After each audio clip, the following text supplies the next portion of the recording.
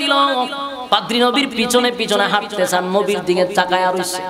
সবাই চলে যায়, পাদ্রীও পিছনে পিছনে হাঁটে রে, আর চোখের পানি ছাড়ে আর চিৎকার দিয়ে বলে, এই চেহারাটা দেখার জন্য 26টা বছর আমি রাস্তার ধারে জীবন কাটাইলাম। হায় রে আফসোস, হায় আফসোস। উনি যেই সময় নবুয়ত পাবে, তখন যদি আমি বেঁচে থাকতাম, প্রথম কালেমাটা আমি পাদ্রী পড়ে নিতাম। ইহুদি পাদ্রী এমনটা আফসোস করছে, যদি আমি তখন পর্যন্ত বেঁচে থাকতাম তাহলে আমি কালেমা পড়ে নিতাম। আমার নবী রাসূল হবে, বেঈমানরাও বুঝতে পারছে রে। আম্মা জান খাদিজা বলেন, ও মুহাম্মদ, তুমি যে রাসূল হইবা, প্রাণের স্বামী হে, আপনি যে নবী হবেন আমি আগে থেকেই সিগন্যাল পাইছি। তাই এই দিনের অপেক্ষায় ছিলাম, কখন আপনি আমাকে বলবেন আমার দরজার সামনে দাঁড়াইয়া, খাদিজা আমি রাসূল হয়ে গেছি। আল্লাহর নবীর কাছে খাদিজা কালেমা পড়ে ঈমান আনলো রে। নবীজি ঈমান আনার পরে পয়গম্বর খুশি হয়ে গেলেন। পৃথিবীর সর্বপ্রথম যিনি ঈমান আনছেন তিনি একজন মহিলা, নবীজির স্ত্রী আম্মা জান খাদিজা সুবহান। আমার যুবক ভাইরা, আল্লাহর হাবিব কালেমার দাওয়াত কইয়া সমস্ত মক্কা নগরীর কাছে চলে গেল। মক্কার বাসীদেরকে এক জায়গায় জড়ো করা হলো, এক জায়গায় জড়ো করে তখন তারা নবীজির কথায় সবাই আসলো। মক্কা ওই হেরামের কাছাকাছি দুইটা পাহাড় আছে। এই পাহাড়ে তখনকার নিয়ম ছিল, ওই পাহাড়ে উইটা যদি কেউ উঠতে পারে, উইটা যদি কেউ ডাক দেয়, তাহলে মানুষের সমস্ত কাজ কর্ম বাদ দিয়া সবাই এক জায়গায় জমা হয়ে যেত। এটা ছিল মক্কার একটা সিস্টেম। তো সবাই তো এটা ডাক দিছে, মানুষ গেছে, কিন্তু কোনদিন আল্লাহর পয়গম্বর এই পাহাড়েরটা কাউরে ডাক দেয় না। যেদিন আমার নবী সবাইকে একত্রিত করলো, মানুষ সব কিছু বাদ দিয়া সেখানে গিয়ে জড়ো হয়েছে যে আব্দুল্লাহর পুত্র মুহাম্মদ আমাদেরকে ডাকছে। সবাই নিজ থেকে বলতেছে, ও মুহাম্মদ, আমাদেরকে হঠাৎ করে কেন দাওয়াত দিয়ে এখানে আনলা? কি এমন কথা তোমার থাকতে পারে? আল্লাহর হাবিব বলেন, এই আমার মক্কার মানুষেরা শুনো, 40টা বছর আমার হয়ে গেছে। 40 বছর তোমাদের সঙ্গে উঠা বসা, তোমাদের সঙ্গে চলাফেরা, কোনদিন কি আমি কোনদিন তোমাদের সঙ্গে বেয়াদবি করছি? সব মানুষ বলল, না, কোনদিন বেয়াদবি করেন নাই। আমি কি কোনদিন মিথ্যা বলছি? বলেন না, আপনি কোনদিন মিথ্যা বলেন নাই। আমি মক্কার মানুষেরা কোনদিন মিথ্যা বলে না, আজকেও আমি মিথ্যা বলবো না। আমি তোমাদেরকে একটা দাওয়াত দিতে আসছি, যেটা আমার আল্লাহ আমারে আদেশ করছে। 40 বছর বলি নাই, কারণ আল্লাহ আমারে বলে নাই। আজকে আমারে আল্লাহ অর্ডার দিছে রে, আমি যেন তোমাদের কাছে দাওয়াতটা পৌঁছায়া দেই। আল্লাহর হাবিব তখন বললেন, আজকে তোমাদের সামনে আমি দাওয়াত দিব, তোমরা আমার সঙ্গে পড়ো, লা ইলাহা ইল্লাল্লাহু মুহাম্মাদুর রাসূলুল্লাহ, জোরে কোন সাল্লাল্লাহু আলাইহি ওয়াসাল্লাম। আমার যুবক ভাইরা, এই শাহজাহানপুরের ভাইয়েরা, দিলের কান লাগায় কথাগুলো একটু শুনেন, এদিক সেদিক মনোযোগ দিবেন না, একটা নজরে শুনেন। আল্লাহর হাবিব কিন্তু 40 বছর ভিতরে সুদের ওয়াজ করে নাই, ঘুষের ওয়াজ করে নাই, চাঁদাবাজদের বিরুদ্ধে কথা বলে নাই, বেপরদার বিরুদ্ধে কথা বলে নাই। নীরব ছিল, নীরব ছিল, নীরব ছিল, নীরব ছিল। নবী কাউরে কোনোদিন আদেশ করে নাই, নিষেধ করে নাই। তাই মক্কার আবু জাহেল থেকে নিয়া যত বেঈমান আছে রে, সব আমার নবীরে ভালোবাসত।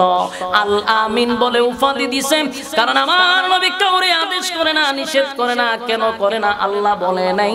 40 বছর পূর্ণ হওয়ার পরে কোরআন নাজিল করিয়া আল্লাহ ঘোষণা দিল, বন্ধু 40টা বছর আপনারে আমি নীরব রাখছি, আমার ওয়ার্ডারে আপনি কিন্তু দাওয়াত দেন নাই গো। আমি বলছি চুপ থাকার জন্য, তাই তো বন্ধু আপনি চুপ ছিলেন। আজকে আমি আল্লাহ ওয়ার্ডার দিছি, মানুষকে আপনি কালেমার দাওয়াত দেন, আর বলে দেন আজকের থেকে গাছের পূজা, মাছের পূজা, সূর্যের পূজা, চন্দ্রের পূজা, পাথরের পূজা যেন তারা না করে। বিসমিল্লাহির রহমানির রহিম। يا أيها المزمل قم الليل إلا قليلا نصفه أو انقص منه قليلا أو زد عليه ورتل القرآن ترتيلا وقال تعالى وإنك لعلى خلق عظيم قال رسول الله صلى الله عليه وسلم بعثت لأتمم مكارم الأخلاق أو كما قال عليه الصلاة والسلام درود شریف پڑھیں اللهم صل على محمد وعلى آل محمد كما صليت على إبراهيم وعلى آل إبراهيم إنك حميد مجيد میرا دل طلب رہا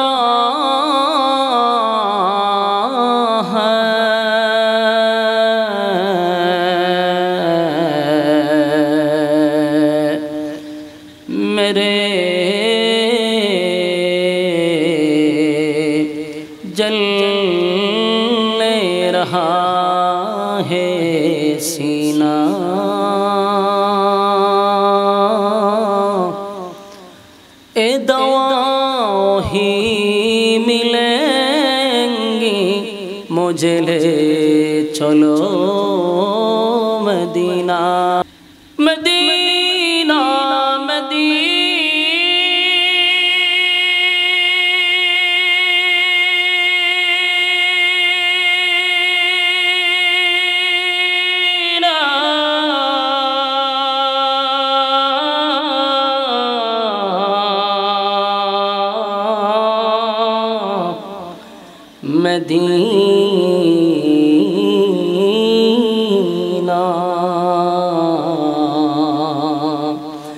مدینہ مدینہ مومنوں کی گنگنا ہے دیدار مدینہ عاشقوں کی تمنا ہے ذکر باطل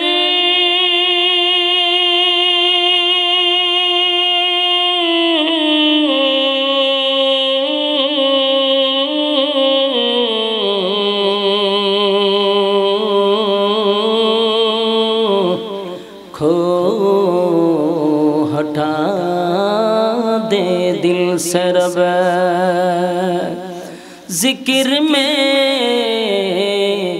تیرے لگا دے روز شب لا الہ الا اللہ এই মাসটা আমাদের কাছে একটা প্রসিদ্ধ মাস এই মাসে সমস্ত নবীকুলের সম্রাট নবী মুহাম্মদুর রাসূলুল্লাহ সাল্লাল্লাহু আলাইহি সাল্লামের আগমনের মাস এবং নবীজির ওফাতুন নবী এই মাসে হইছে রাসূলের ইন্তেকাল এই 12ই রবিউল আউয়াল মাসে হইছে এখন আসুন রাসূলের জন্ম নিয়ে ইখতিলাফ আছে বলতে ইখতিলাফ হলো কেউ বলে 8 তারিখ কেউ বলে 10 তারিখ কেউ বলে 11 তারিখ কেউ বলে 12 তারিখ বিভিন্ন মত আছে উলামায়ে কেরামদের ফুকাহায়ে কেরামদের কিন্তু 12ই রবিউল আউয়াল মাসে যে রাসূলের ইন্তেকাল হইছে এটা নিয়ে কোনো ইখতিলাফ নাই 100% রাসূল এই তারিখে দুনিয়া থেকে বিদায় হইছেন তো এই তারিখটাতে আসলে পড়ে আমাদের উচিত ছিল নবীর উপরে বেশি বেশি করে দুরূদ পড়া নবীর শানে যত দুরূদ পড়া যায় নবীর জন্য ব্যথায় ব্যতীত হওয়া নবীর জন্য কান্নাকাটি করা কারণ এই তারিখটাতে আমার রাসূল দুনিয়া থেকে বিদায় হইছে তা আনন্দের চেয়ে বেশি কাদার কথা বেশি হ্যাঁ যদি 12ই রবিউল আউয়াল আমরা কাঁদবো 8 তারিখে আমরা আনন্দ করব অসুবিধা কি কিন্তু একই দিনে আনন্দও হয় না, একই দিনে কান্নাও হয় না।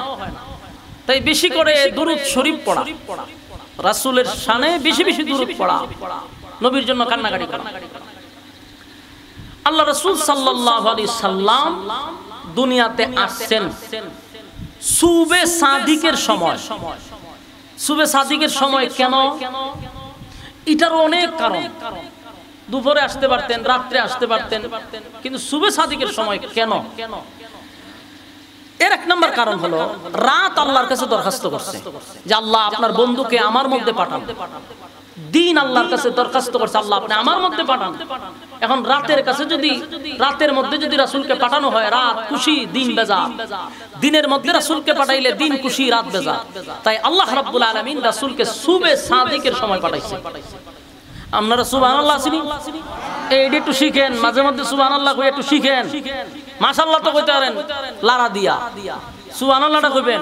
একবার সুবহানাল্লাহ বললে জান্নাতে বান্দার জন্য গাছ লাগানো হয়, ফলের গাছ। লস আমার, লাভ আপনাদের। তো দেখেন সুবে সাদিকের সময় পাঠাইছে। সুবে সাদিকের সিস্টেমটা কি? রাতের কিছু অংশ, দিনের কিছু অংশ। তাই রাতকে আল্লাহ খুশি করলেন, দিনকে খুশি করছেন। সুবহানাল্লাহ। রাসূল সাল্লাল্লাহু আলাইহি সাল্লামের জীবনীটা যদি আপনি পড়েন, মাঝে মধ্যে সিরাতুন নবী কিতাব আছে, সিরাতে মুস্তাফা কিতাব আছে, এগুলো পড়বেন। বাপ দাদাদের গিচ্ছা কাহিনী খুব কম পড়বেন, কোনো লাভ নাই। বেশি বেশি করে রাসূলের সিরাত পড়বেন, রাসূলের জীবনী পড়বেন। তাহলে ঈমান শক্তিশালী হবে, ঈমান জিন্দা হবে। রাসূলের জীবনী হলো 63 বছর, এর 3টা কর্মসূচি আছে। 40 বছরের কর্মসূচি একরকম, 13 বছরের কর্মসূচি একরকম, 10 বছরের কর্মসূচি আরেক রকম। 40 বছর নবুয়ত প্রকাশ হওয়ার আগে 40 বছর কর্মসূচি একরকম। 13 বছর মক্কি জিন্দেগি, যতদিন মক্কায় ছিলেন নবুয়তের পরে, এই 13 বছরের কর্মসূচি আরেক রকম। 10 বছর মাদানী জিন্দেগি, তার কর্মসূচি আরেক রকম। এখন আসুন রাসূল আরবি সাল্লাল্লাহু আলাইহি সাল্লাম আসছেন দুনিয়াতে। বলুন খুশি না বেজার? আরো জোরে খুশি। শুধু আপনি আমি খুশি না, আসমান খুশি, জমিন খুশি, সূর্য, চন্দ্র, গ্রহ, নক্ষত্র, পাহাড়, পর্বত, সাগর, নদী, নালা, কীট, পতঙ্গ, আল্লাহর সৃষ্টি জগৎ, কুল কায়নাত সবাই খুশি। আরো জোরে কোন খুশি না বেজার? খুশি। নবীর আগমনে কাফেররাও খুশি। রাসূল দুনিয়াতে আসলেন অলৌকিক ভাবে। আপনি আমার জন্ম যেইভাবে হয়, রাসূলের জন্ম এইভাবে হয় নাই। রাসূলকে আল্লাহ পাঠাইছেন গোসল করাইয়া, সুবহানাল্লাহ বাড়ি দিয়া কইবে। রাসূলকে পাঠাইছেন খুশবু মাখাইয়া, রাসূলকে পাঠাইছেন নার কাটা অবস্থায়, রাসূলকে পাঠাইছেন পাঠানোর সাথে সাথে আল্লাহর কুদরতি পায়ে সাজদা দিয়েছেন। রাসূলকে পাঠানোর পরে কিছুক্ষণের ভিতরে জিবরাইল নিয়ে গেছে। কোথায় নিয়ে গেছে? 7 আসমান ভ্রমণ করাইছে, 7 জমিন ভ্রমণ করাইছে, সৃষ্টি জগৎ ভ্রমণ করাইছে। প্রত্যেকটা সৃষ্টি জগতের সাথে রাসূলকে পরিচয় করাই দিয়েছে। নবীর শান আমাদের জানা দরকার। আফসোসের সাথে বলি, অনেকে আমাদেরকে বিভিন্ন ভাবে অপবাদ দেয়, পাবলিকের কাছ থেকে আমাদেরকে দূরে সরানোর জন্য একটা অস্ত্র ব্যবহার করে। এই অস্ত্রটা হইলো কয় এরা নবী শান বলে না। অথচ আমরা যদি শান বয়ান তাকে শুনতেইব না, শূন্য করে শান বলি না। আমরা যেই পরিমাণ শান বলি, 4 ভাগের 1 কোনাও পাবলিককে তারা নবীর শান শোনায় না। 2 মিনিট ওয়াজ করে না, জায়গা গান, জায়গা জিকির। মানুষের শান করবি কোন সময়? নবীর শানটা শুনাইবি কোন সময়? আরে ভাই নবীর শান তো বলতেইব। এজন্য আজকে নবীর শান শুনতে থাকেন। আমরা বলি না আগে তো আমার ওয়াজ শুনতে হবে। আমার ইউটিউবে চার্জ দিয়ে দেখেন, বেশিরভাগ ওয়াজই হলো আমার নবীর শান নিয়ে। আমি বেশি ওয়াজ করি নবীর শান মান নিয়ে, এরপরে হয় নবীর শান বলি না। তো মূল আমি গবেষণা করিলাম কেন কয়, এর একটা কারণ হলো মাঝে মধ্যে আমি গান গাইতে পারি না, নাচি না, লাফাই না, উঠাই না। এইটাই হলে এর সাথে মিলে না। বাকি আমার ওয়াজ শানে রাসূল ইউটিউবে চার্জ দিয়ে দেখ, সবচেয়ে বেশি নবীর শানে ওয়াজ করি আমি। আশরাফি বেশি ওয়াজ করি আমি। আমার বিভিন্ন মাহফিলে গেলে সাবজেক্ট দিয়ে দেয়, হুজুর আপনার বয়ানের সাবজেক্ট হইলো শানে রাসূল, সব জায়গায় দেয়া দেয়। এরপরে আমি শান কই না, তাহলে আজকে শান শুনেন, মনোযোগ দিয়ে শুনেন, রেকর্ড করে রাখেন। আল্লাহ রাসূল সাল্লাল্লাহু আলাইহি সাল্লাম যখন দুনিয়া আসছে, বলুন খুশি না বেজা? সমগ্র সৃষ্টি জগৎ খুশি। এখন প্রশ্ন হইল, আমাদের নবী হলো সমস্ত নবী কুলের সম্রাট, সমস্ত নবীদের নবী, ইমামুল মুরসালিন, খাতামুন নবিয়্যিন, সমস্ত নবীদের ইমাম, সমস্ত নবী কুলের সম্রাট নবী মুহাম্মদুর রাসূলুল্লাহ সাল্লাল্লাহু আলাইহি সাল্লাম। কিন্তু পাঠাইছেন শেষে, পাঠাইছেন। এখন বলতে পারবেন হুজুর আপনি দেখুন 40 বছর পরে নবুয়ত দিছে। আমার নবীকে আল্লাহ 40 বছর পূর্ণ হওয়ার পরে কুরআন দিছে, আর নবীকে রাসূল হিসাবে প্রকাশ করছে 40 বছর পরে। কিন্তু আমার নবী যে নবী, এটা আদম নবীকে সৃষ্টি করার আগেই আল্লাহর সিদ্ধান্ত। সুবহানাল্লাহ আছে। আদম নবীর মাটি আর পানি যখন এক জায়গায় হয় নাই, আমার নবীকে আল্লাহ তখন নবী হিসাবে নির্বাচন করছে। এখন আপনারা আরেকটা ঘটনা শোনাই। জিবরাইল আলাইহিস সালাতু ওয়াস সালাম রাসূলের কাছে যখন আসতো, বেশিরভাগ মানুষের সুরত নিয়ে আসতো। তো কার সুরত বেশি ধরতো? দাহিয়াতুল কালবি নামক একজন সাহাবী আছে, উনার সুরতটা জিবরাইল বেশি ধরতো। তো দাহিয়াতুল কালবির সুরত নিয়ে রাসূলের সামনে আসতো। তো একদিন জিবরাইল আসছে, ফাতেমা রাদিয়াল্লাহু তাআলা আনহা রাসূলের মেয়ে, উনি বুঝতে পারছেন যে উনি জিবরাইল। সুবহানাল্লাহ, বুঝলেন যে জিবরাইল ফাতেমা বুঝছে। বুঝার পরে উনি জিবরাইলকে বললেন যে ছোট চাচা কি অবস্থা, ভালো আছেন? বলুন কি চাচা কইছে? ছোট চাচা কইছে। জিবরাইলের এটা খুব মাইন্ডে লাগছে, মনটা খারাপ। রাসূলের কাছে গেছে, আল্লাহ রাসূল জিজ্ঞাসা, জিবরাইল তোমার চেহারা তো খুব সব সময় জলমল করে, আজকে চেহারাটা মলিন কেন? মনটা কি খারাপ? তো জি হুজুর মনটা একটু খারাপ। কেন? আপনার মেয়ে ফাতেমা আমাদের ছোট চাচা হইছে। তো সমস্যা কি? বলে আমি কি ছোট? আমার বয়স জানেননি কত? কত হইব? বয়স কত তো জানি না, তবে আসমানে একটা তারা উঠে পূর্ব দিকে, এই তারাটা ৮০,০০০ বছর পরে একবার উঠে। বলুন কবার? কত হাজার বছর পরে? আবার ইয়াদ রাখবেন, ৮০,০০০ বছর পরে একটা তারকা আসমানে উদিত হয়। কত হাজার বছর পরে?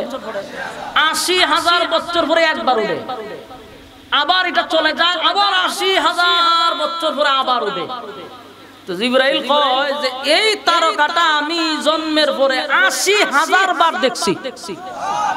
আপনারা সুবহানাল্লাহর আওয়াজে বোঝা যায় ক্যালকুলেটর হিসাব হইছেন আপনারা। হিসাব করেন, ক্যালকুলেটর হ্যাং মারবো।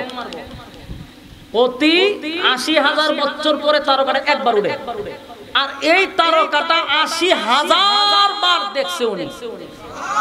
সুবহানাল্লাহ। ক্যালকুলেটরে ধরবো জিবরাইলের বয়স। তখন জিবরাইল, হুজুর এখন চিন্তা করেন আমার বয়সটা কত, কিন্তু আপনার মেয়ে আমারে ছোট চাচা কইছে। এটা আমার মাইন্ডে লাগছে। জিবরাইল তো ফেরেশতা, মানুষ না, এর লেগে তার মাইন্ডে লাগছে।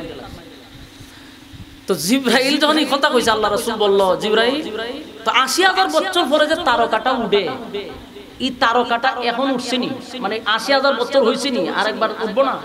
হুজুর ৮০,০০০ বছর তো হয়ে গেছে, কিন্তু তারকাটা আর উঠে না। এটা প্রতি ৮০,০০০ বছর পরে একবার উঠতো, কিন্তু ৮০,০০০ বছর হয়েছে, কিন্তু এখন আর তারকাটাকে আমি দেখি না। আল্লাহর রাসূল তখন জিবরাইল আলাইহিস সালাতু ওয়াস সালামকে ডাক দিয়ে নিছে, এদিকে আসো। রাসূলের জামাটা উপর থেকে তুলছে, তো ইল্লা রাসূলের এই পিঠের এই সাইডে ওনাকে নবুয়তির মোহর যে রাসূল খুললা দেয়, যে আমার পিঠে একটা চিহ্ন আছে কিনা দেখো। এই চিহ্ন দিকে জিবরাইল মাথা তাত দিয়ে, হুজুর এই তারকাটাকেই আমি দেখতাম ৮০,০০০ বছর পর পর। আরো জোরে কোন আল্লাহু আকবার। জিবরাইল এই তারকাটাকে আমি ৮০,০০০ বছর পরে পরে দেখতাম, আর এইটা দেখছি আমি ৮০,০০০ বার। সুবহানাল্লাহ। জিবরাইল কয় এই তারকাটা ছিলাম আমি। রাসূল বলেন, জিবরাইল এই তারকাটা আমি ছিলাম, আর ৮০,০০০ বছর পরে যে এখন আর উঠে না, কারণ আমি তো চলে আসছি, আমি দুনিয়াতে চলে আসছি, জন্য তারকা আর কোনোদিন উঠবে না। সুবহানাল্লাহ। বাড়ি দিয়ে হবে। তাহলে আমার নবীর বয়স কত? এইভাবে কি নবীর শান আপনারা শোনা? শান বলে আমরা জানি না। এখন খালি মনোযোগ দিলে শুনতে দেন, শান শুনতে না ভালো করে শুনেন। এখন চিন্তা করেন আমার নবীর বয়স কত, তার মানে জিবরাইলের চেয়ে আমার নবী আরো আগে আল্লাহ সৃষ্টি করছে। জগতের সমস্ত ফেরেশতা কুলের আগে, আদম নবীর আগে আমার নবীকে আল্লাহ সৃষ্টি করছে। সৃষ্টি কইরা আল্লাহ রেখে দিয়েছে। আদম নবী যখন পূর্ণ সূরত দিয়া বানায়, উনি চোখ খুললেই দেখে আল্লাহর নামের সাথে মুহাম্মাদুর রাসূলুল্লাহ সাল্লাল্লাহু আলাইহি ওয়াসাল্লাম লেখা আরশে আজিমে। তার মানে আমার রাসূলকে পাঠাইছেন সবার শেষে, বানাইছেন সবার আগে। কথা কয় না? বানাইছে সবার আগে, পাঠাইছেন সবার। কারণ প্রধান অতিথি যিনি, উনি কি প্রথমেই বক্তব্য দেয় না শেষে দেয়? হ্যাঁ, যেমন অন্যান্য মাহফিলে গেলে আমার দেয় প্রধান বক্তা, সবার লাস্টে আমার বয়ান থাকে। আজকের মাহফিলে আমার পরে একজন প্রধান বক্তা আছে, ঠিক না? তো উনি কি আমার আগে করে লিছে না আমার পরে করবে? মানে প্রধান যিনি হয় উনি লাস্টে বয়ান দেয়। রাসূল হলেন সমস্ত নবীদের প্রধান, এই জন্য রাসূলকে আল্লাহ সবার শেষে পাঠাইছে। কি বুঝলেন? এখন আসুন, 40 বছর পরে, কেন বললাম 40 বছর পরে নবীর নবুয়ত দান করছে, বিষয়টা এমন না। 40 বছর পরে ঘোষণা করছে নবী তো আরো আদমের আগে থেকে আল্লাহর রাসূলকে আল্লাহ নবী বানায় রাখছে, কিন্তু প্রকাশ করছে 40 বছর পূর্ণ হওয়ার পরে দুনিয়াতে আসা। কোরআন দিছে কত বছর পরে? 40 বছর পূর্ণ হওয়ার পরে হেরা পর্বতে কোরআন নিয়ে জিবরাইল আসছে। এখন মনোযোগ দিয়ে শুনেন, জিবরাইলকে রাসূল 2 বার দেখছে পূর্ণ সূরতে। বলুন কয়বার? 2 বার দেখছে পূর্ণ সূরতে। একবার দেখছে হেরা পর্বতে, আরেকবার দেখছে সিদরাতুল মুনতাহা। হেরা পর্বতে যখন ওনাকে সর্বপ্রথম পূর্ণ সূরতে দেখছে, জিবরাইল কত বড় জানেন? জিবরাইল কত বড় আমি আপনাদেরকে একটা एग्जांपल দেই।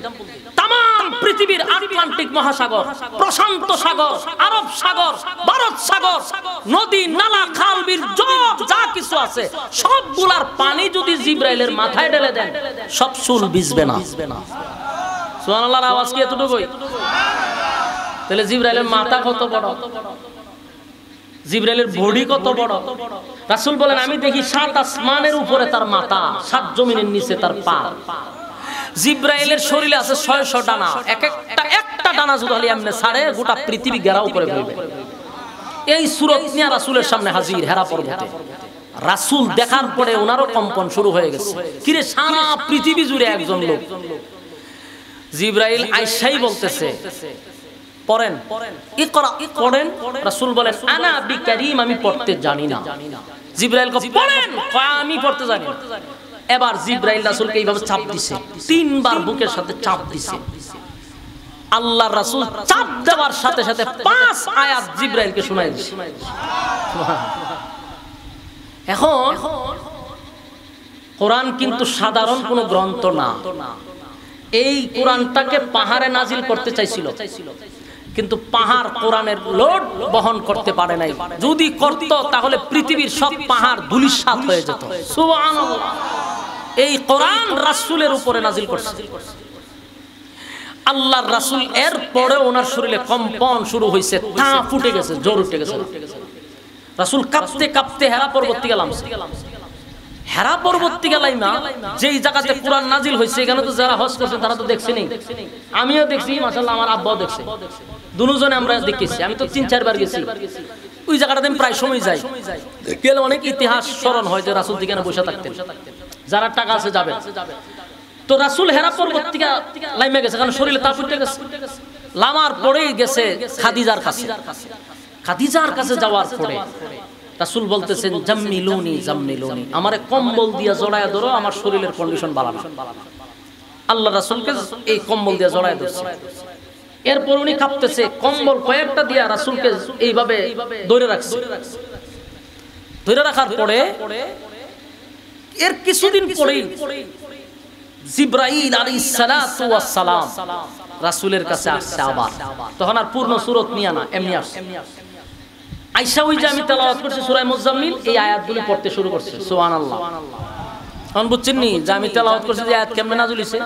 এই কারণে নাযিল হইছে, এই এখন নাযিল হইছে। যখন রাসূল শুয়ে রয়েছে তখন আল্লাহ আয়াত নাযিল করে। ইয়া আইয়ুহাল মুযাম্মিলু কুমিল লাইলা ইল্লা কালিলা নিসফাহু আও ইনকুস মিনহু কালিলা আও জিদ আলাইহি ওয়া রাত্তিলিল কুরআনা তারতিলা। কুরআন নাযিল হয়।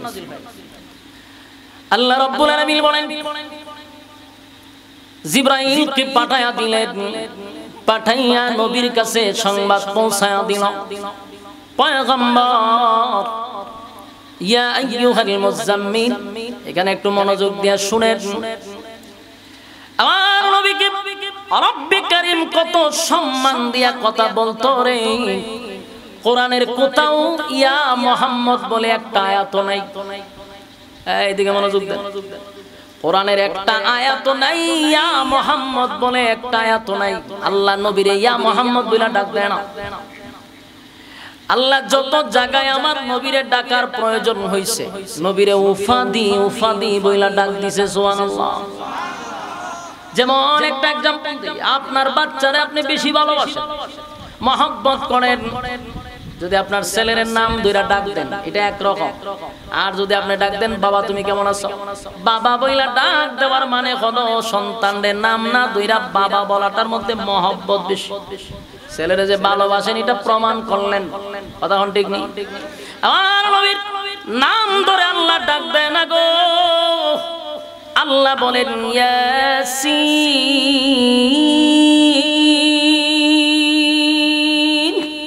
আল্লাহ ইয়াসিন বলে নবীরে ডাক দেয়।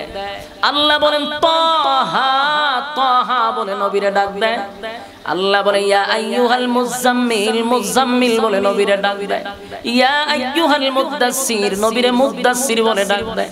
প্রত্যেকটা জায়গায় নবীরে কিন্তু আমার আল্লাহ উফাদি বইলা ডাক দিছে। সুবহানাল্লাহ। উফাদি বইলা নবীরে ডাক দেয়। আমার হাবিব যখন কম্বল নিয়ে শুয়ে আছে আল্লাহ বলেন এ কমলিওয়ালা জাগ্রত হন, শুয়া থাকলে চলবে না। যেই কারণে আপনারে দুনিয়ায় পাঠাইলাম, আপনারে যে মিশন দিয়া দুনিয়ায় পাঠাইছি, মিশন সাকসেস করতে হলে শুয়া থাকলে হবে না গো নবী। উঠেন, রাতের একটা অংশ আমাকে দেন, রাতের শেষ অংশটা আমি আল্লাহর সামনে দাঁড়ায়া যাব। আশিক রাসূল শাহজাহানপুরের বায়রা দিলের কান লাগায়া শুনেন, এদিক সেদিক মনোযোগ দিবেন না, দিলের কান লাগায়া শুনেন। নবীরে আল্লাহ আদেশ করতেছে বন্ধু ঘুমায়া থাকলে কি আপনার মিশন বাস্তবায়ন হবে? উঠুন, দাঁড়িয়ে যান। দাঁড়িয়ে আপনি রাতের একটা অংশ আপনি আমারে দেন। তার মানে কি করবে? রাতের এক অংশ দাঁড়াইয়া নামাজের কথা বলছে, আপনি নামাজে দাঁড়ায়া যান। রাতের শেষ অংশ দিয়া নবীকে আল্লাহ বুঝাইলেন তাহাজ্জুদের নামাজ হয় রাতের শেষ অংশ। কথা কোন ঠিক নেই? হাবিবে কিবরিয়াকে রাতের শেষ অংশে দাঁড়ানোর জন্য আল্লাহ বললেন বন্ধু রাতের শেষ অংশে আপনি দাঁড়ায়া যান। নবীজি রাতের শেষ অংশে দাঁড়ায়া যান। কুমিল লাইলা ইল্লা কালিলা, রাতের নামাজটাকে আমরা তাহাজ্জুদের নামাজ বলি। ইল্লা কালিলা নিসফাহু আও ইনকুস মিনহু কালিলা, রাতের শেষ অংশ হোক, 3 ভাগের 1 ভাগ হোক, যে কোনো একটা সময় আমার জন্য আপনি বরাদ্দ করেন। আর নামাজে দাঁড়াইয়া ওয়ারাতিলিল কুরআন তারতিলা, এই আপনার মনোযোগ আসেনি? আল্লাহ বলেন ওয়ারাতিলিল কুরআন তারতিলা। প্রথম বলেন ইয়া আইয়ুহাল মুযাম্মিল, হে কমলিওয়ালা। ওই যে রাসূল কম্বল দিয়া শুয়ে রইছে, কমলিওয়ালা উঠেন আপনি। ইয়া আইয়ুহাল মুযাম্মিল কুমিল লাইলা ইল্লা কালিলা, এ কমলিওয়ালা রাতের শেষ অংশে দাঁড়ায়া যান।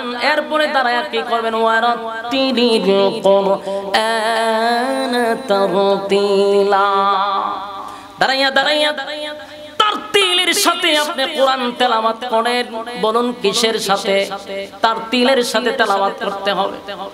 আমার যুবক ভাইরা তারতিলের সাথে কোরআন তেলাওয়াত করার কথা আল্লাহ নিজেই বলতেছেন, অথচ আমাদের দেশের অনেক মানুষের তেলাওয়াত শুনলে পরে মেজাজ গরম হয়। সূরা ফাতিহাও শুদ্ধ করে পড়তে পারে না, কপাল পোড়া। ওয়াজ করে ঠিক, কিন্তু এর সূরা কেরাত এত গলত, এত বাজে অবস্থা, আলেম ছাড়া বুঝার ক্ষমতা নেই। সূরা ফাতিহা পড়তে পারে না। এইজন্য দেখবেন ঢাকা শহর, বড় বড় রাজধানীতে এই সমস্ত গলত মার্কা লোকের কোনো চাকরি নাই। আল্লাহ বলেন তারতিলের সাথে কোরআন তেলাওয়াত করো, কারণ তেলাওয়াত হতে হবে সহি এবং শুদ্ধ। কারণ নামাজ ভঙ্গের কারণ কয়টা? এখানে আল্লাহ কি বলেছে, নিজের বন্ধুর কাছে তারতিলের সাথে কোরআন তেলাওয়াত তাহলে সহি শুদ্ধভাবে করতে হবে। তো নামাজ ভঙ্গের কারণ কয়টা? 19টা। আপনারা অনেকেই জানেন না। এখানে যদি আপনারা এককভাবে বলি অনেকেই লজ্জা পাবেন। নামাজ ভঙ্গের কারণ যে 19টা আমরা অনেকেই জানি না। নামাজের ওয়াজিব পড়া যদি জিজ্ঞাসা করি, তো এতদিন কিতা শিখছে, ওয়াজিব পড়া এটাই জানে না। তো নামাজ ভঙ্গের কারণ যদি 19টা হয়, সর্বপ্রথম নামাজ ভাঙ্গার যে কারণ, এটা হলো নামাজে অশুদ্ধ পড়া। কয়জনের পড়া শুদ্ধ আছে, কিন্তু নামাজ পড়তে পড়তে কেন খালা দাগ ফেলা দিছে। কিন্তু বেচারার এই বয়স চলে যাচ্ছে, একবারও চেষ্টা করে না যে আমার 4টা সূরা অন্তত পক্ষে আমি শুদ্ধ করে শিখি।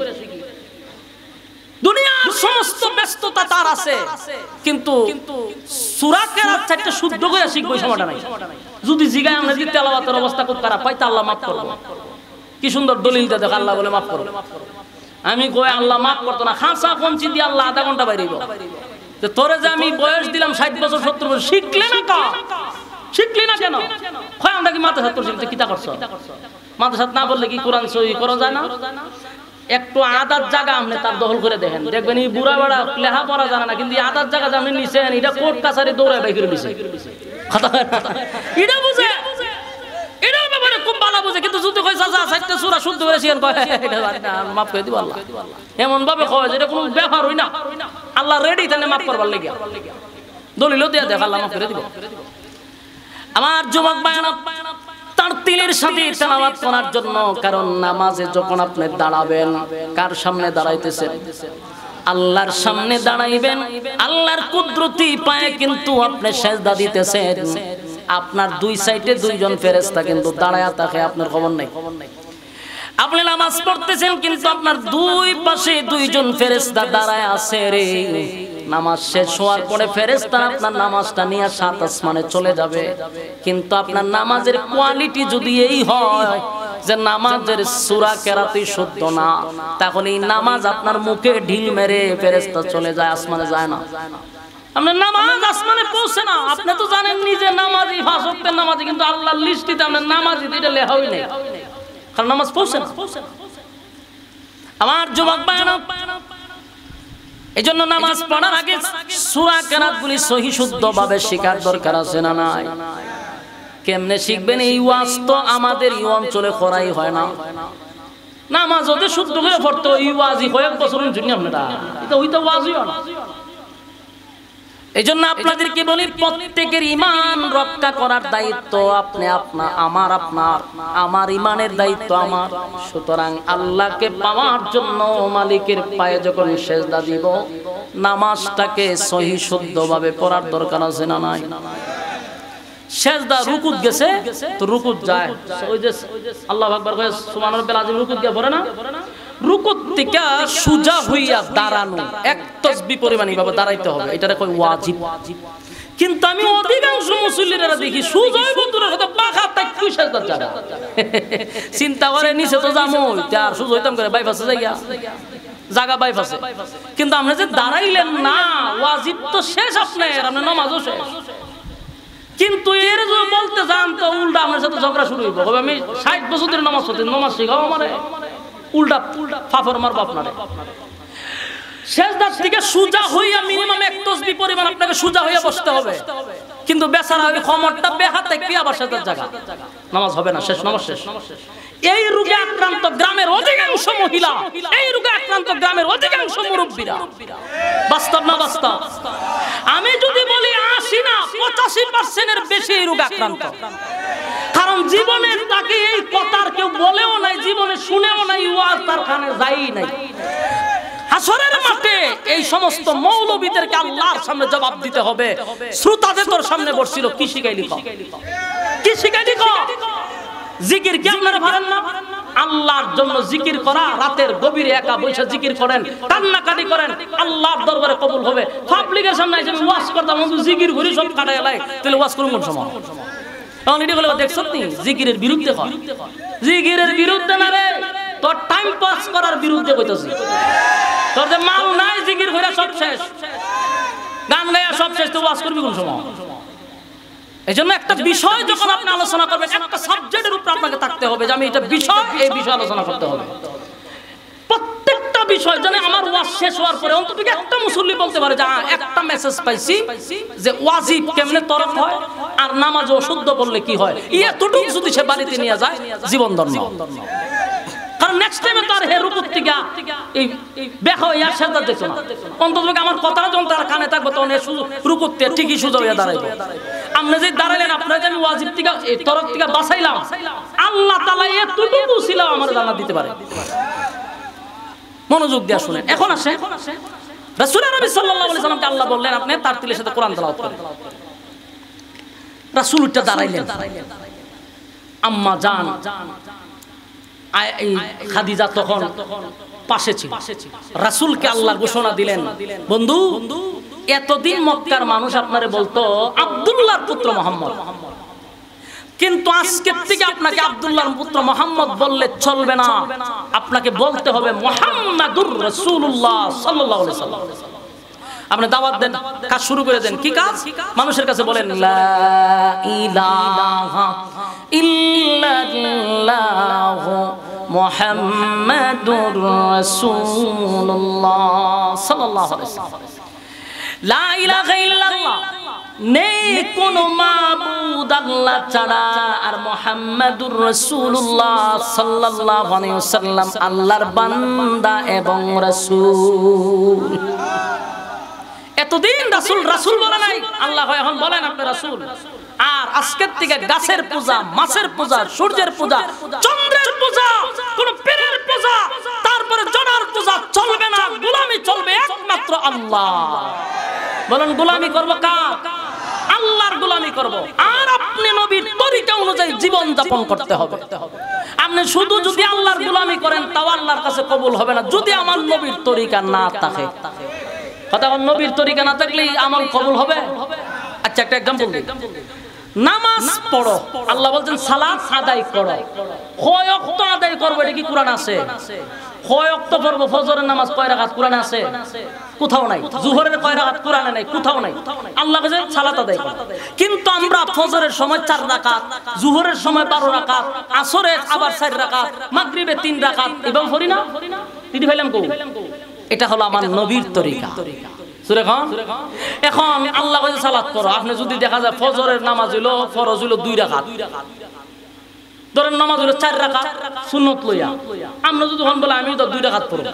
বাকি 2 রাকাত করতাম বলুন এটা নবীর তরিকা মানা হইল আবার কেউ যদি কয় যেহেতু ফজরের নামাজ 4 রাকাত আল্লাহ কইছে আমি অন্ততপক্ষে 8 রাকাত পড়ব নামাজ হবে কেন হবে না আপনি বেশি পড়ছেন না তিনটা দি বাবা বুঝে বেশি বললে যেত না বুঝেন দি কারণ যতটুকু আছে এর বেশি বাড়ায়া করলেই এটাকেই বলা হয় বেদাত যেটা আছে এটা করবেন এর চেয়ে বাড়ায়া করলে এটা কি তো নামাজ হলো 4 রাকাত আপনি 8 রাকাত পড়তে গেলে কি নামাজ হবে কেন হবে না নবীর তরিকা নাই নবী বলছে তুমি 4 রাকাত পড়ো তুমি পড়তেছো 8 রাকাত তো বেশি তো পড়ছিলেন হইলো না কেন বলে নবীর তরিকা নাই কথা কয় না কি নাই নবীর তরিকা আপনি নবীর তরিকা অনুযায়ী চলতে হবে এবার আসুন তো আল্লাহ রাসূল যখন বলছে কালেমার দাওয়াত দাও রাসূল খাদিজার কাছে প্রথম গেছে খুব মনোযোগ দিয়ে শুনলেন খাদিজার দ্বারে গিয়ে বলে খাদিজা আমাকে আল্লাহ একটা দায়িত্ব দিয়ে পাঠাইছে এই দেখেন 40 বছর হইছে এর আগে কিন্তু স্ত্রীকে এটা বলে নাই যে আমি আজকের থেকে শুধু মুহাম্মদ না আমি হলাম মুহাম্মাদুর রাসূলুল্লাহ সাল্লাল্লাহু আলাইহি ওয়াসাল্লাম আমাকে আল্লাহ রাসূল হিসেবে দুনিয়ায় পাঠাইছে আমাকে আল্লাহ একটা দায়িত্ব দিয়েছে মানুষের কাছে কালেমার দাওয়াত পৌঁছাইতে হবে এখন আমি যে দাওয়াত নিয়ে যাব মানুষ যদি বলে তোমার ঘরের মানুষ কালেমা পড়ছেনি আমি কি উত্তরটা দিব খাদিজা খাদিজা রাসূলের দিকে তাকায়া মুস্কি হাসি দিয়া বলেন লা ইলাহা ইল্লাল্লাহ মুহাম্মাদুর রাসূলুল্লাহ সাল্লাল্লাহু আলাইহি ওয়াসাল্লাম খাদিজা যখন কালেমা পড়ল আল্লাহর নবী বলেন, খাদিজা আমি তোমার কাছে শুধু উপস্থাপন করলাম, কোনো প্রশ্ন করলাম না, কোনো কিছু জিগাইলাও না।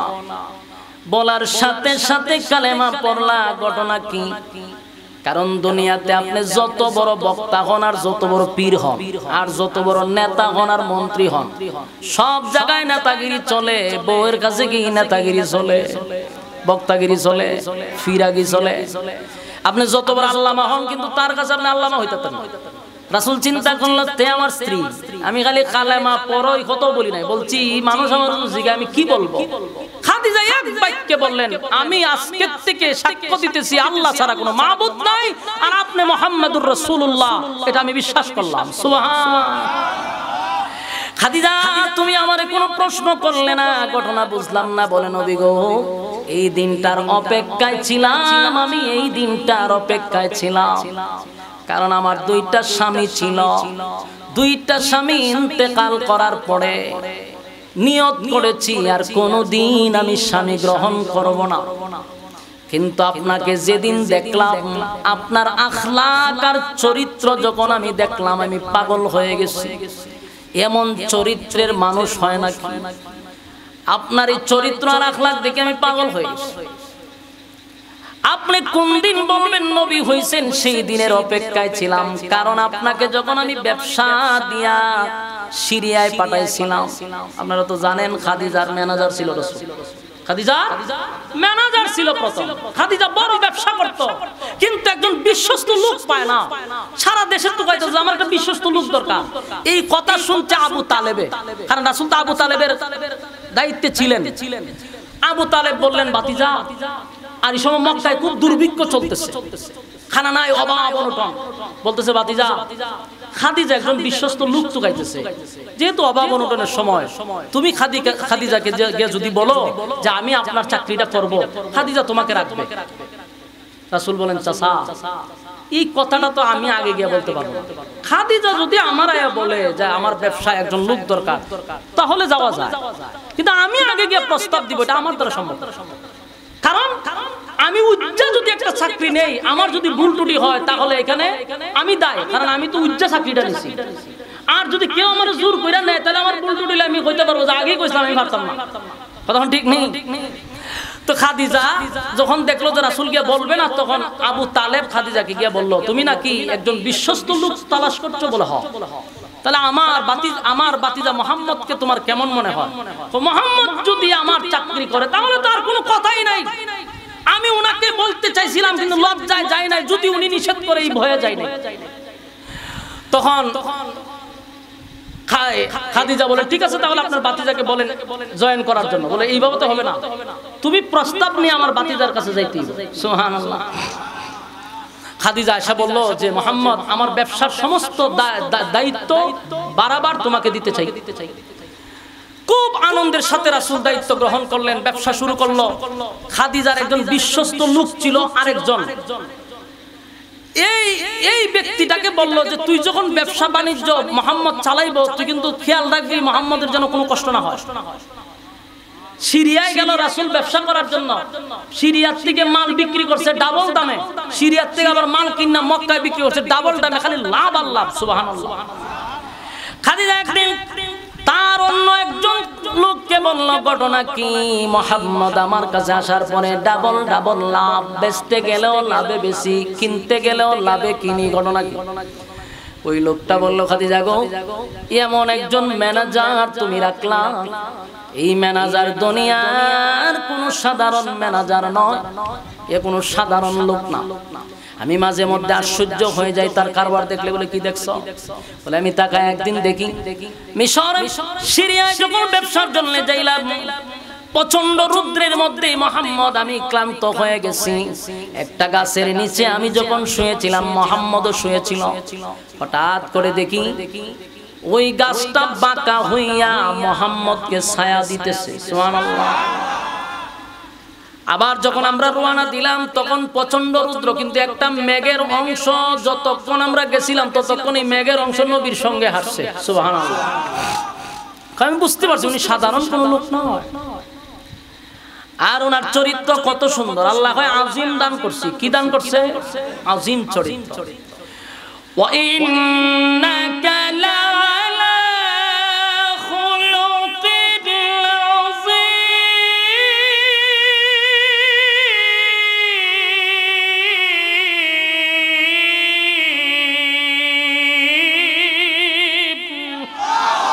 আল্লাহ কয় আজিম চরিত্র দিছি, যেই চরিত্রের মধ্যে স্পট নাই। সুবহানাল্লাহ।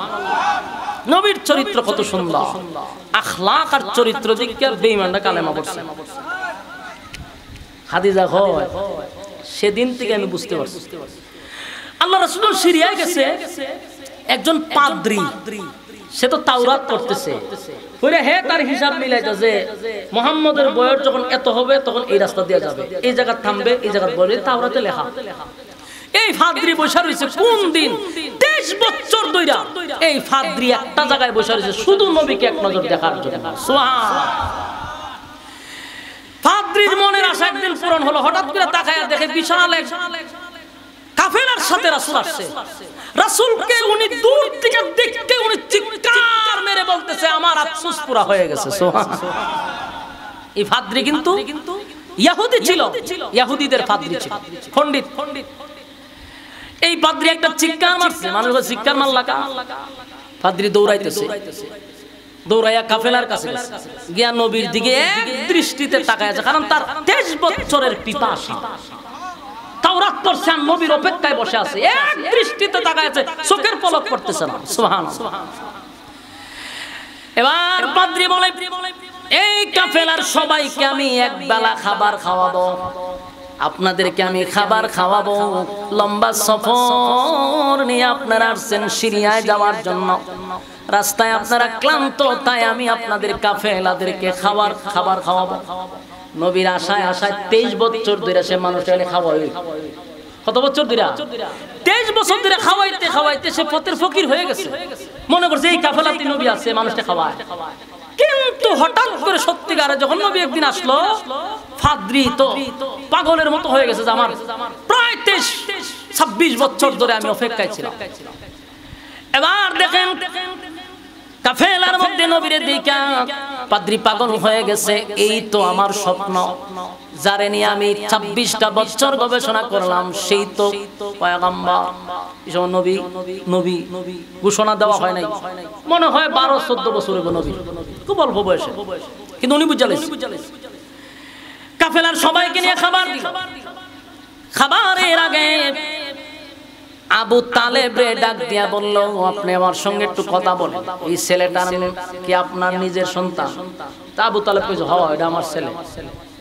ফাদ্রী না মিলতেছে না, আমার গবেষণা অনুযায়ী তো মিলে না, আপনি তো তার বাবা হওয়ার কথা। আবু তালেব না, এটা তো আমার ছেলে। আবু তালেব বলছে মহব্বত করে, কারণ রাসূলকে ছোট থেকে নিয়া একেবারে নবুয়তের পরে 50 বছর পর্যন্ত আবু তালেবের নবী কাছে রেখে লালন পালন করছে, নিজের সন্তানের চেয়ে বেশি মহব্বত করছে। আমার ছেলে কোনা। পাদ্রী একটা চিৎকার দিয়া বলে, এ আবু তালেব, কসম খোদার তোমার ছেলে হতে পারে না, আমার গবেষণা যদি সত্য হয় গো, তোমার ছেলে হতে পারে না। বলো আমার গবেষণা অনুযায়ী তার বাবা দুনিয়াতে থাকার কথা না, তুমি আমার কাছে লুগাইবা না। বলো, বলে হ আমার বাতিজা। হ্যাঁ ঠিক আছে, আমার বাতিজা। বাবা কয়, গো বাবা তো শেষ, 6 মাস আগেই মারা গেছে দুনিয়াতে আসার আগে। আব্দুল্লাহ ছিল নাম? বলে হ্যাঁ আব্দুল্লাহ ছিল। ফাদ্রী আগেই হইতেছে। এবার বলে মার নাম কি আমেনা ছিল? বলে হ্যাঁ আমেনা ছিল। ফাদ্রী তুমি সব জানো? বলে আমার আরো জবাব দাও তুমি। আমেনা ছিল? বলে হ্যাঁ। দাদার নাম কি আব্দুল মুত্তালিব? বলে হ্যাঁ। বংশটা কি কুরাইশ বংশে? বলে হ্যাঁ। ফাদ্রী হয়ে কাম করছে। 26 বছর ধরে আমি ফকির হয়ে গেছি এই মানুষের আশায়। এবার পাদ্রী বলে, আবু তালেব, ওই সত্তার কসম করে বলি যিনি যার হাতে আমার জীবন আর মরণ, আমি তোমারে বলে দেই, এই ছেলেটাকে নিয়ে সামনে আর এক পা বাড়াইবা না। আমি তাওরাত গবেষণা করলাম, তাওরাত গবেষণা করে দেখছি উনি আখিরি জামানার পয়গম্বর হবে। সুবহানাল্লাহ। উনি আখিরি জামানার পয়গম্বর হবে, আমার গবেষণার মধ্যে কোনো ভুল নাই। এ আবু তালেব, সাবধান তোমার ভাতিজাকে নিয়ে সামনের দিকে আর একটা পা বাড়াইবা না।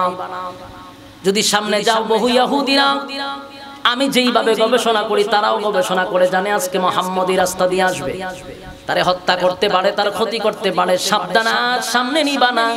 ব্যবসা বাণিজ্য এখানে বিক্রি করে বাড়ির দিকে চলে যাও। পাদ্রী নবীরে খাওয়াইয়া যখন কাফেলা মদিনার দিকে রওনা, মক্কার দিকে রওনা, মানুষকে বলেন লা ইলাহা ইল্লাল্লাহ, নেই কোনো মাবুদ আল্লাহ ছাড়া। এই কালেমার দাওয়াত দেন আর বলে দেন আজকে থেকে শুধু আপনি মুহাম্মদ নয়, আপনি মুহাম্মাদুর রাসূলুল্লাহ সাল্লাল্লাহু আলাইহি ওয়াসাল্লাম, আমি আপনাকে রাসূল বানাইয়া পাঠাইছি। শুধু রাসূল নয় গো, সমস্ত নবী কুলের সম্রাট বানাইয়া পাঠাইছি, সমস্ত নবীদের নবী বানাইয়া পাঠাইছি। বন্ধু আপনি কালেমার দাওয়াত পৌঁছায়া দেন।